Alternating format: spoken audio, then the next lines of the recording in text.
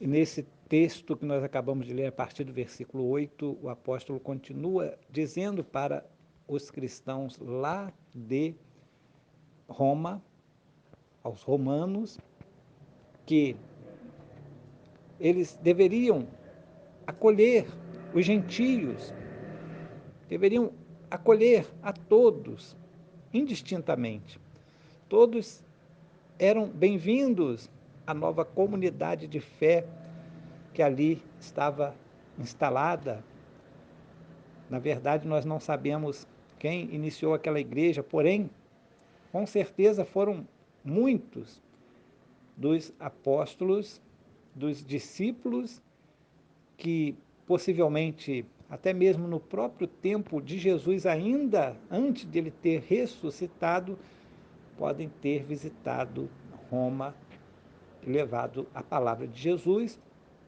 E também, logo após o início da igreja, quando da ascensão de Jesus e a descida do Espírito Santo no dia de Pentecostes, naquele início da igreja, quando houve uma perseguição e Pedro foi preso, Tiago foi morto, então aquela, aqueles irmãos se espalharam por várias partes do mundo e muitos chegaram a Roma para ali então ter a liberdade de falar do Evangelho, de falar de Jesus.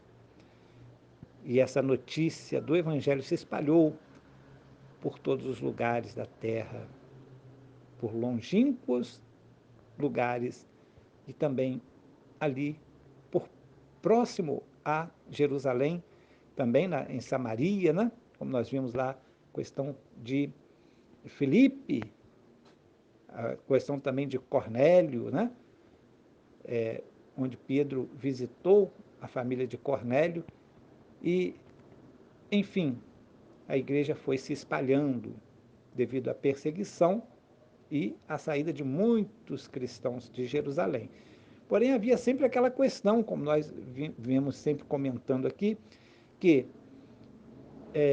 os judeus, eles queriam que os gentios, para pertencer à igreja, tivessem que passar pelos mesmos rituais que os judeus tinham que praticar, tinham que ser fiéis ali, aquelas práticas judaicas, que Jesus, na verdade, deles não cobrou, porque eles não são judeus.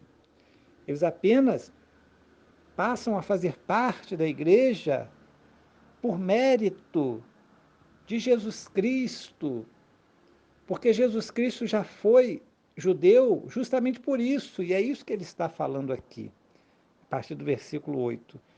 Cristo foi feito ministro da circuncisão, ou seja, ele foi circuncidado quando criança, porque era judeu e viveu como um judeu.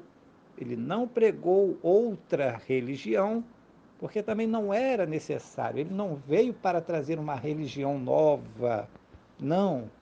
E o cristianismo, na verdade, muito embora hoje é considerada como uma religião nova que surgiu naqueles tempos, porém, na verdade, não é uma religião nova. O cristianismo é o modelo de vida que Jesus veio trazer para nós. A filosofia de vida, o modelo de vida, e não é preceitual, não é ritualístico, muito embora por causa dos próprios judeus que foram do início da igreja, né? E isto influenciou muito, acabaram por, durante os séculos, misturar tradições judaicas com outros tipos de tradições, e daí, então, principalmente das tradições judaicas, vêm algumas situações ritualísticas que até hoje são praticadas nas igrejas, como o batismo como a Santa Ceia, né?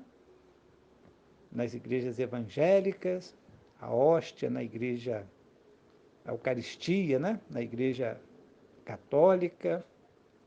E, na verdade, estas são coisas que, segundo os próprios apóstolos, são coisas secundárias. Não tem importância como se dá hoje a importância. A pessoa, por exemplo, que não é batizada nas águas, ou seja, por um pingo de água na cabeça, ou por uma lavagem completa, entrando dentro de um recinto com água, que pode cobri-lo como se ele estivesse sendo sepultado, a, a imitar, inclusive,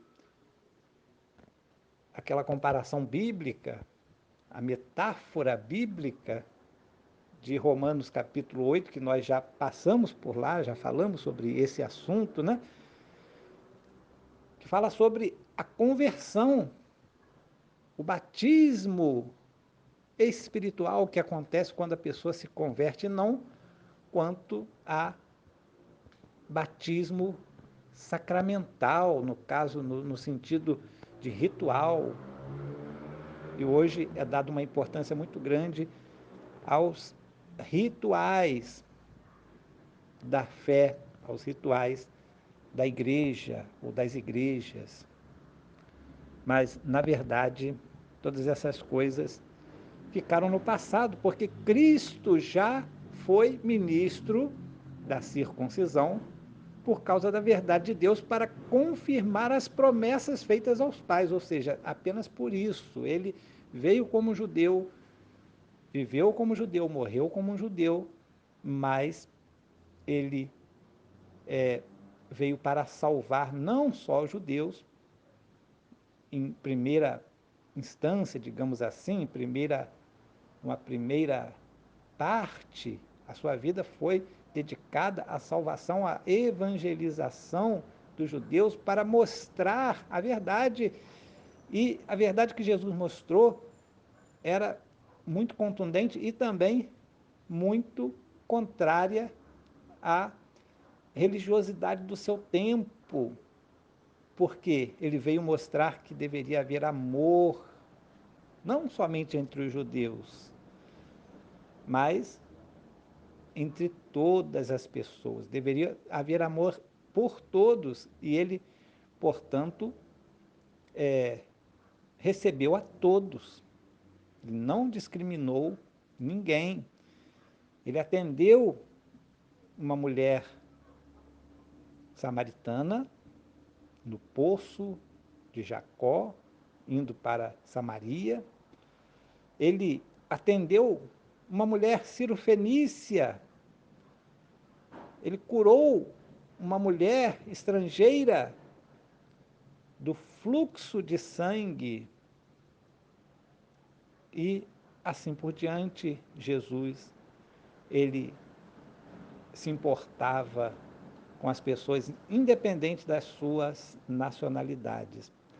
Eram judeus, a preferência da sua pregação, do alcance da sua pregação, da mensagem principal, para que, através dos judeus, através das pessoas que faziam parte daquela nação, ele então pudesse levantar homens e mulheres corajosos que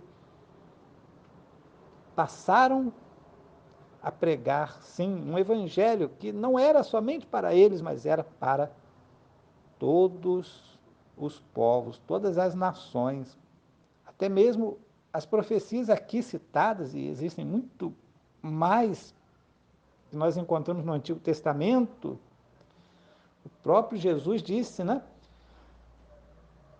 quando expulsou lá os vendedores do templo, que a minha casa será chamada casa de oração para todos os povos, todos os gentios, todas as nações. E aqui ele começa a enumerar algumas partes do Antigo Testamento que diz, né, o seguinte: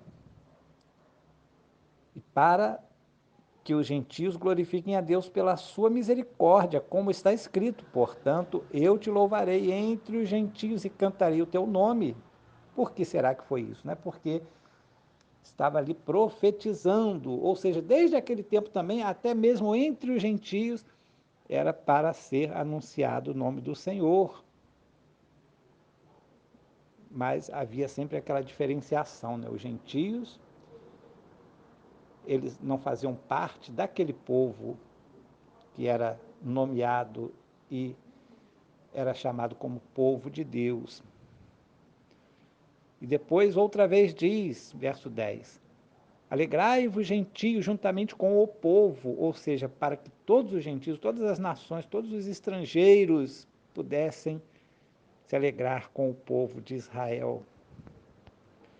No versículo 11, e ainda louvai ao Senhor todos os gentios e louvem-no todos os povos, ou seja, louvor a Deus deve ser para todos, não somente o povo de Israel deve louvá-lo, mas principalmente ele, mas todos os povos, todos os gentios, todos os estrangeiros devem louvar ao Senhor. Olha só que bênção, né? E depois no versículo 12, e outra vez diz também Isaías, haverá a raiz de Jessé, aquele que se levanta para reger os gentios, nele os gentios esperarão, ou seja, falando aqui como indicando que Jesus é a raiz de Jessé, ou seja, é o descendente de Jessé, descendente de Davi, e que se levanta para reger os gentios. Nele os gentios esperarão. Olha só que bênção.